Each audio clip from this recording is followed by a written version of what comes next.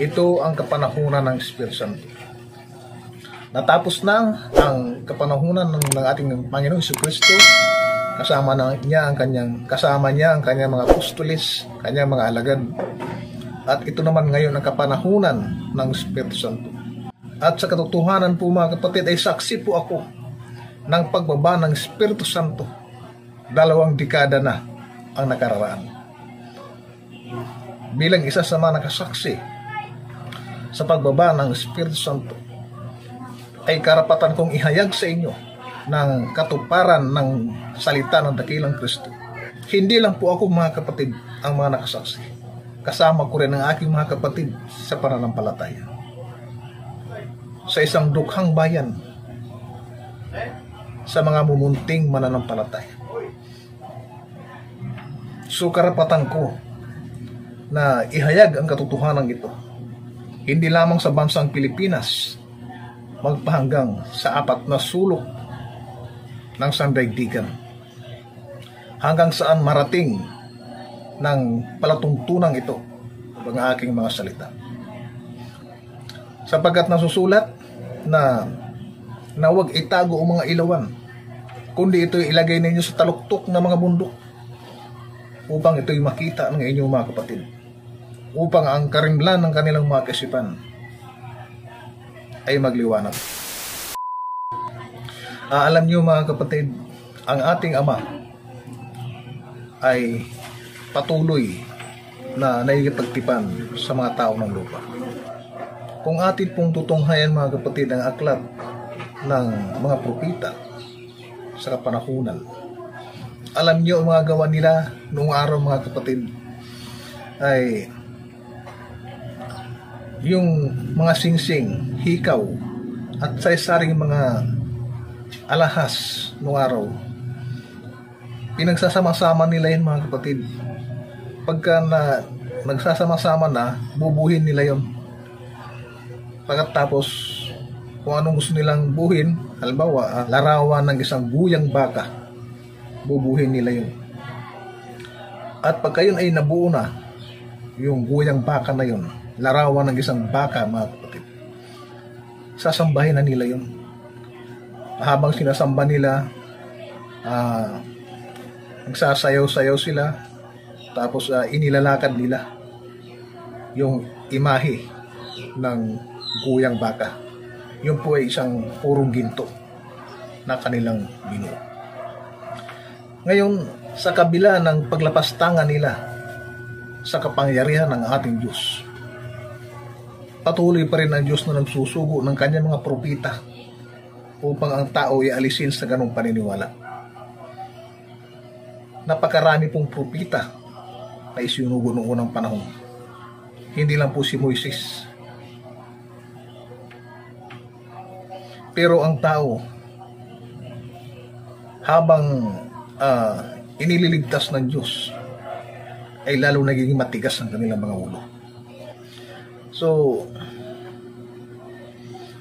nang matapos ang kapanahunan ng ating mga propeta,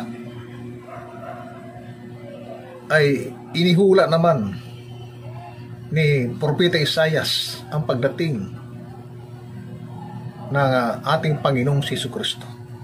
Ano ang iginanti ng tao mga kapatid sa ating Panginoong Jesucristo? Pinatay po siya.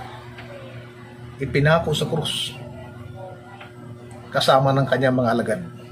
Ang mga apostoles po na ating Panginoong Jesucristo ay namatay sa magkakaibang dahilan, sa magkakaibang kaparaanan. At halos karamihan sa mga pumatay sa kanila ay yung mga taong tutol sa kanilang mga pinangaral. Kaya po ang katotohanan. Gayon din naman yung pumatay sa ating Panginoong Jesucristo. Tutol din sila sa mga salitang ipinangangaral ng dakilang Kristo. Hindi nila matanggap ang katotohanan ng mga salita ng Kristo. Kaya imbis na kabutihan ang kanilang dapat na iganti sa ating Panginoong Jesucristo, ang kanila pong ginawa ay ipinako ang Kristo sa krus. Pinahirapan mga kapatid. Pinahirapan nila hanggang sa tuluyang namatay. So, ito isang kasulatan mga kapatid, na bago umahon ang dakilang Kristo sa kaitaasan, ang sabi niya, nararapat sa inyo na ako yumaon. Ang kausap ng ating Panginoong Jesucristo ay ang kanyang mga alagad. Ang sabi niya sa Juan 16:7, mga kapatid, gayon may sinasalita ko sa inyong katotohanan, sabi niya, nararapat sa inyo na ako yumaon, sapagkat kung hindi ako yayaon, ang mga aliw ay hindi paririto sa inyo. Ngunit kung ako'y yumaon, sabi niya, siya'y susuguin ko sa inyo. Ayun, nararapat, sabi niya, na ako yumaon, sapagkat kung hindi ako yayaon, ang mga aliw ay hindi paririto sa inyo. Ngunit kung ako yumaon, siya'y susuguin ko sa inyo, sabi niya. At siya, sabi niya, pagparito niya ay kanyang susumbatan ng sanlibutan tungkol sa kasalanan at sa katwiran at sa paghatol. Kaya ang pagparito ng Espiritu Santo, mga kapatid, ay panunumbat, sapagkat hindi silang nagsampalataya sa akin, sabi na gano'n. Ang Espiritu Santo po, mga kapatid, ay kapangakuan. Ipinangako ng dakilang Kristo bago siya umakyat sa langit na susuguin niya. Susundan natin ang isang talata pa, mga kapatid. Sa Juan 14:26 naman. Pakinggan po natin. Datapwat ang mga aliw sa makatuwid bagay ang Espiritu Santo na susuguin ng Ama sa aking pangalan. Siya ang magtuturo sa inyo at magpaalaala ng lahat ng mga bagay na sa inyo ay aking sinabi. Ayun. Ibig sabihin, kung magpaalaala ng lahat ng mga sinabi niya ni Kristo, ibig sabihin, totoo, may isusugo. At isa sa mga layunin ng Espiritu Santo, mga kapatid, pagdating niya sa ibabaw ng lupa, ay ang pamimili at paghirang doon sa mga daratnan ng Espiritu Santo. Tunay na sumakanya ang isang dakilang kapalaran. Ang sino mang sumampalataya sa Espiritu Santo, ang kanyang sinampalatayanan ay ang dakilang Kristo at ang Ama na nagsugo sa Espiritu Santo.